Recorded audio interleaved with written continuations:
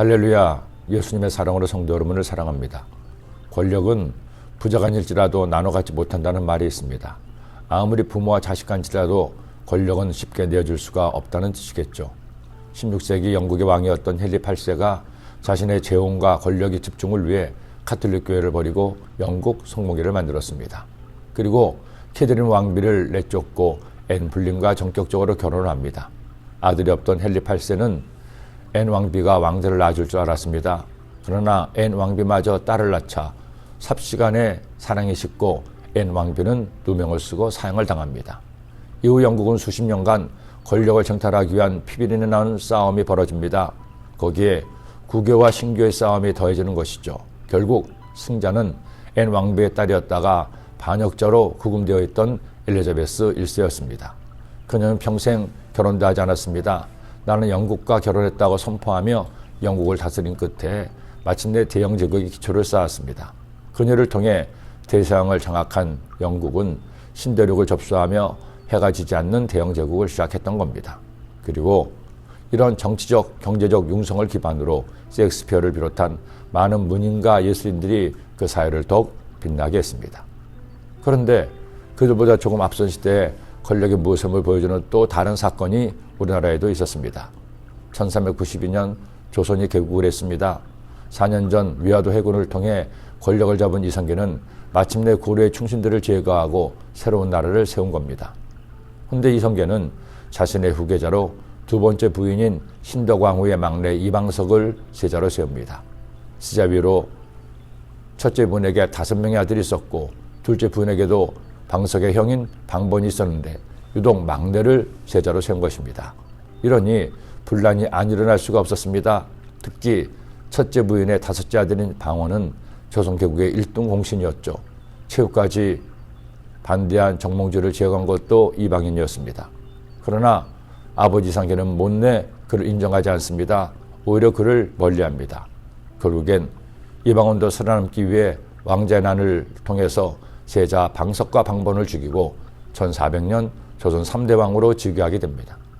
한 나라가 멸망하고 새로운 왕조가 들어서면서 벌어지는 권력의 쟁투는 수많은 드라마를 만들면서 텔레비전 드라마나 영화의 단결 소재가 되어 방영하기도 했습니다. 지금도 모 방송국에서 태종 이방원이란 드라마가 인기리에 상영되고 있기도 합니다. 어떻게 이런 비참한 고륙상정의 비극이 서양이나 동양이나 일어났을까요? 혹자는 이방원의 권력에 대한 욕심 때문이라고 하지만 제가 볼 때 더 큰 원인은 이성계의 잘못된 판단으로 인한 비극이라는 생각을 했습니다. 더구나 이성계가 오늘 말씀을 미리 알았더라면 그런 오판을 하지 않았을 텐데라는 생각을 해보기도 했습니다. 오늘 말씀은 조선 초 이성계 일가에게 정확하게 들어맞는 말씀입니다. 어떤 사람이 두 아내를 두었는데 하나는 사랑을 받고 하나는 미움을 받다가 그 사랑을 받는 자와 미움을 받는 자가 둘 다 아들을 낳았다 하자. 그 미움을 받는 자의 아들이 장자이면 자기의 소유를 그의 아들들에게 기업으로 나누는 날에 그 사랑을 받는 자의 아들을 장자로 삼아 참 장자 곧 미움을 받는 자의 아들보다 앞세우지 말고 반드시 그 미움을 받는 자의 아들을 장자로 인정하여 자기의 소유에서 그에게는 두 몫을 줄 것이니 그는 자기의 기력의 시작이라 장자의 권리가 그에게 있음이니라. 한 남자가 두 아내를 두었습니다. 그런데 장자의 기업을 사랑받는 아내의 아들이 아닌 미움받는 아내의 아들 장자에게 주라는 겁니다. 아내가 미움을 받는 것도 기가 막힌데 자식마저 차별을 받으면 사단이 일어날 것을 하나님은 아셨기 때문입니다. 그러니 이 성경 말씀대로만 보면 이성계가 잘못한 겁니다. 방언은 아닐지라도 동복 형제들인 방언의 형 중에서 한 명을 세자로 정했더라면 그런 비극까지는 일어나지 않았을 텐데 후처로 들어온 왕후가 더 젊고 왕의 사랑을 받은 터에 세자마저 그렇게 정해지니 그런 비극이 일어난 겁니다. 결국엔 과유불급이죠. 아무리 좋은 것도 너무 많으면 지나치다는 것입니다. 살면서 내 마음이라고 내 생각이라고 너무 상대방을 몰아가면 안 됩니다. 오죽하면 지도 궁지에 몰리면 고양이를 문덕하겠습니까? 우리가 할 일은 너그럽게 서로 배려하며 살아가는 겁니다. 그래서 함께 행복하시기를 기도합니다. 기도드립니다. 하나님, 오늘 말씀을 통해 배려를 다시 한번 배우게 하심을 감사합니다.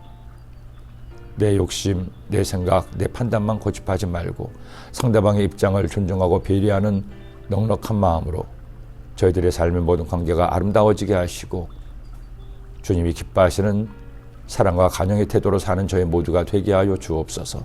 예수님의 이름으로 기도드립니다. 아멘.